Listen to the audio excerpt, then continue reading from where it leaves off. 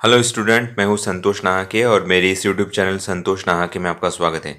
तो आज हम देखेंगे 12th क्लास की जो नॉवेल है to sir with love. To sir with love. हाँ, तो इसमें अभी हम थीम ऑफ द नॉवेल जो है वो देखेंगे। थीम मीन्स होता है आइडिया।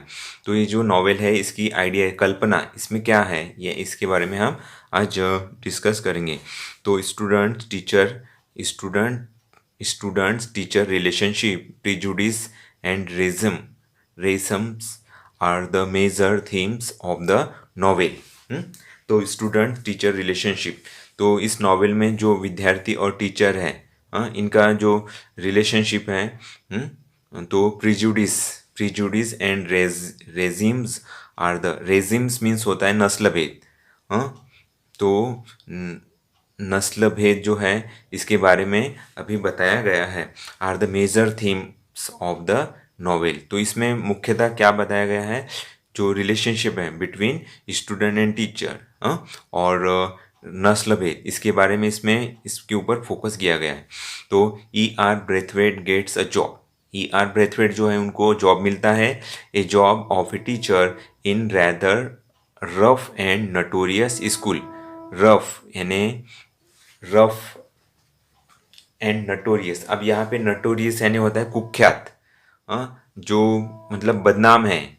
नटोरियस स्कूल मतलब अच्छाई के लिए जो जानी नहीं जाती, तो उसको गलत नजरिए से देखा जाता है, ऐसे स्कूल में उनको जॉब मिला, नटोरियस कुख्यात स्कूल में। He finds that the student belong to a background. He find, तो ब्रेथवेट को पता चलता है, समझ में आता है कि द स्टूडेंट बिलोंग्स, जो विद्यार्थी है वो किस मतलब कैटेगरी के जो लोग हैं वहाँ से, किस कैटेगरी के फैमिली से वो विद्यार्थी उस स्कूल में पढ़ रहे हैं। तो belongs to a background that is not suitable for learning. तो वो विद्यार्थी ऐसे माहौल से आते हैं जो पढ़ाई के लिए योग्य नहीं है, not suitable for learning and their overall development. और जो विद्यार्थियों का पूरा जो व्यक्तिमत्व है या विकास है एंड प्रोग्रेस, वो सूटेबल नहीं है, सूट करने वाला नहीं है। मतलब ऐसे विद्यार्थी वहाँ पे पढ़ते थे जो जिनको पढ़ने की इच्छा ही नहीं थी और जो पढ़ना ही नहीं चाहते थे। तो ऐसे मतलब नटोरियस स्टूडेंट उस स्कूल में पढ़ते थे, और वो जो नटोरियस स्कूल इसी बात के लिए फेमस थी। तो he notices that the students are in no mood. तो ही नोटिसेस यानी ब्रेथवेट जो है वो नोटिस करते क्या, the student are in no mood, यानी कि विद्यार्थी जो है वो पढ़ने की मूड में नहीं है, उनका पढ़ने का मूड ही नहीं था, कुछ ज्ञान लेने का या फिर अच्छे से संस्कार लेने की उनकी इच्छा ही नहीं थी। To change their out attitude, तो mood, no mood to change, मतलब उनकी इच्छा ही नहीं थी कि उनका एटीट्यूड जो है, उनकी हरकतें वो बदल ले and behaviour. Braithwaite with his novel, तो ब्रेथवेट ने अपने नावल में ये सब बताया है एंड क्रिएटिव आइडियाज़, और साथ में उन्होंने अपनी जो आइडिया है, कल्पनाएं, जो नए नए कल्पनाएं हैं जो स्कूल में पढ़ते उन्होंने अमल में लाई, उसके बारे में इसमें बताया गया है इस नावल में। तो इनोवेटिव टेक्निक्स, इनोवेटिव यानी कि प्रोत्साहन, प्रेरणा देने वाले टेक्निक यानी तरीके and understanding the student psychology, उनकी टेक्निक्स बताई गई है। और उनकी जो अंडरस्टैंडिंग द स्टूडेंट, उन्होंने साइकोलॉजी पढ़ी, विद्यार्थी की जो है मानसिक स्थिति, हम उनके बारे में उन्होंने पूरी पूरी जानकारी ली। तो अल्टीमेटली विंस देयर हार्ट, और आखिरी में ऐसा करते हुए उन्होंने सभी विद्यार्थियों के दिल जीत लिए, यानी वो उनके फेवरेट टीचर बने। किस तरीके से बने इसमें दिया गया है। दो ही वॉज बुलिड, बुली यानी परेशान करना। दो तब भी यानी ही वॉज बुलिड ने उनको परेशान किया गया, ब्रेथवेट को स्टूडेंट के द्वारा परेशान किया गया, तब भी उन्होंने उनका दिल जीता। हरेस्ड मेंटली एंड फिजिकली, यानी मानसिक तौर पर और शारीरिक तौर पर उनको बहुत टॉर्चर किया गया, tortured many times. He did not loss he did not lose his patience, और तब भी उन्होंने अपना धैर्य जो है, पेशेंस यानी धैर्य, वो नहीं खोया। कंटिन्यू इम्प्लीमेंटिंग इम्प्लीमेंट यानी सुधार करना, तो उन्होंने खुद पर सुधार करते गए हिज नॉवेल्स आइडिया। और नॉवेल्स आइडिया उन्होंने सुधार करते गए and techniques that help him to bring a significant change. और फिर इस तरह धीरे धीरे उन्होंने क्या किए, ब्रिंग, आखिरी में सिग्निफिकेंट चेंज आ गया इन हिज स्टूडेंट्स। और फिर विद्यार्थी उनको पूरी तरीके से बदल दिया इन्होंने, एक बुरे विद्यार्थी से अच्छे विद्यार्थी में उन्होंने परिवर्तित किया। The racism prevalent in Great Britain during the mid 1940s, the time period during which To Serve with Love takes place। और फिर ये सब होते 1900, ये जो 1940 की बात है, ये the time period during which to sir with love takes place. और 1940 तक वो सभी के फेवरेट बने, और ये जो नॉवेल है टू सर्व विथ लव, ये लिखी गई। तो इज ऑफ सिग्निफिकेंट यानी होते यहाँ पे महत्वपूर्ण। तो is of the primary significance in the novel. The narrator cites repeated incident in which he experienced the racism of white Britain। तो यहाँ पे ब्रेथवेट का अनुभव जो है यहाँ पे बताया गया है। तो रेइज्म नस्ल भेद, यानी काले गोरे का जो भेद होता था, तो रेइज्म ऑफ वाइट ब्रिटेन, ब्रिटन्स, तो इंक्लूडिंग इनकाउंटर्स ऑफ बस ऑन द बस, यानी उनके साथ में बस में भी जो है नस्ल भेद किया गया था। इसका भी अनुभव यहाँ पे बताया गया है। एट जॉब इंटरव्यू कहाँ कहाँ पर, encounters on the bus, at job interview, यानी जब वो बस में बैठते हैं तब भी उनके साथ में ऐसा होता है, और जॉब इंटरव्यू के लिए जाते हैं तब भी ऐसा होता है। एट ग्रीन स्लेट स्कूल, और स्कूल में जो है तब भी ये उनके साथ में क्या होता है, रेइज्म नस्लभेद होता है।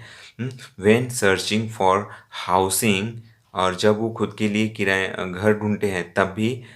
एट रेस्टोरेंट, और जो खानावड़ है या जहाँ पर रुकते हैं, ठहरते हैं और नाश्ता पानी करते हैं, वैसे जगह पर रेस्टोरेंट में भी, with his girl friend and so on. जो उनकी गर्लफ्रेंड थी उसके साथ में रहते हुए भी जब रेस्टोरेंट में, तब भी उसके साथ में क्या हुआ था, रेसिज्म नस्लभेद हुआ था, एंड सो ऑन। और बहुत से ऐसी घटनाओं में, मतलब अलग अलग सिचुएशन में उनके साथ में नस्लभेद की जो है इंसिडेंट हुई थी। At the outset,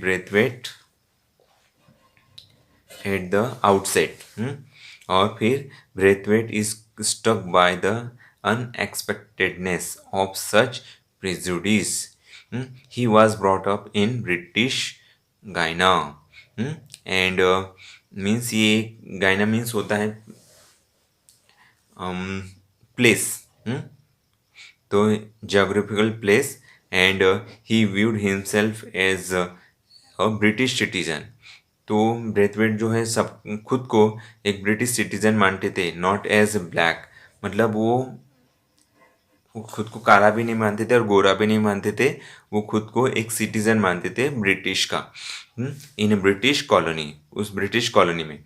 when he serve Great Britain in royal, जब क्या हुआ देखो, when he serve Great Britain in the royal air force that gave him respect and esteem in the society. जब वो एयरफोर्स में थे, तो उनको बहुत रिस्पेक्ट दिया गया and esteem in the society, और सोसाइटी में उनका मान सम्मान भी तब था। द डे, और जिस दिन ही लेफ्ट द जॉब, जैसे ही उन्होंने जॉब छोड़ा, जिस दिन he finds himself to be an outsider, और फिर जैसे उन्होंने जॉब छोड़ा फौज से, तो एयरफोर्स से, तो वो क्या हो गए, आउटसाइडर, वो पूरे क्या हो गए, आउटसाइडर हो गए। तो ब्रेथवेट्स एक्सटेंसिव एक्सपीरियंस, तो ऐसे समय में ब्रेथवेट को बहुत बड़ा व्यापक अनुभव हुआ, experience and education was of no use in job interview. तब उन्हें पता चला कि education was no use, education का कोई उपयोग नहीं है इन जॉब इंटरव्यू, यानी जॉब के लिए इंटरव्यू देते तो उसमें एजुकेशन की कोई महत्व नहीं है, ऐसा उनको अनुभव आया। Where he is inform that the job has already been filled. क्योंकि उनके पहले उनको जॉब मिलने की पहले वो जो वैकेंसी है उनको भर ली जाती थी कंपनी के द्वारा। He is over qualified for it, over qualified for it. This hides Braithwaite's sense of betrayal for British.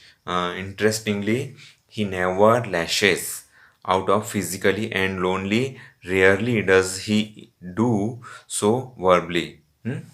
तो ही एग्जिबिट, अब क्या होता है, ही एग्जिबिट यानी वो दिखाता था, exhibits patient endurance.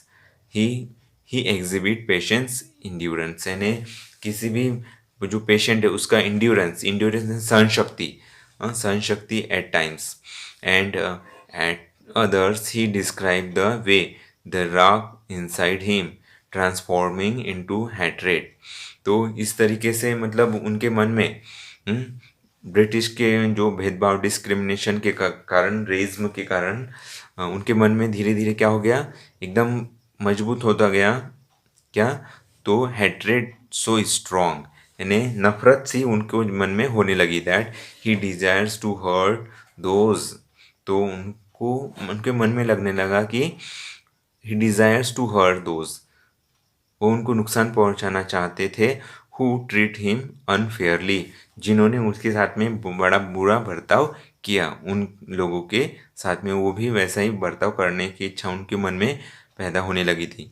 As a result of such experiences Braithwaite find the student at the green slate school to be a bit notorious. तो उन्हें लगा इस ग्रीन स्कूल के स्टूडेंट जो थे वो भी कैसे थे, नटोरियस थे, एंड रफ इन बिहेवियर। मतलब जिस तरह समाज ने उनको हेट्रेट किया उसी तरह के वहाँ के विद्यार्थी थे, ऐसा उन्हें लगा। But with proper care and treatment, पर पर ब्रेथवेट ने उनको क्या किया, प्रॉपर ट्रीटमेंट किया, केयर किया। All students would surely achieve success and desires goal in their life. तो उन्होंने, ब्रेथवेट ने उनको उस तरीके का बर्ताव नहीं किया जिस तरीके से समाज ने उनको किया था। उन्होंने उनको, बच्चों को उनके पूरी प्रगति के लिए, प्रोग्रेस के लिए, उनका जो बिहेवियर उसको चेंज करने के लिए अपने खुद में इम्प्रूवमेंट लाए उन्होंने, और अपना बिहेवियर जो है धीरे धीरे बदले, और फिर इस तरह से उन्हें लगा कि all the students would surely achieve success. उन्हें लगा कि पूरे विद्यार्थी जो हैं उस स्कूल के, नॉर्थ स्कूल के, अपने जीवन में क्या होंगे, सफलता पाएंगे, एंड डिजायर्ड गोल्स, और मनचाहे जो है उनकी इच्छा के अनुसार उनको गोल प्राप्त होगा इन देयर लाइफ। तो thanks for watching this video, like share and comments.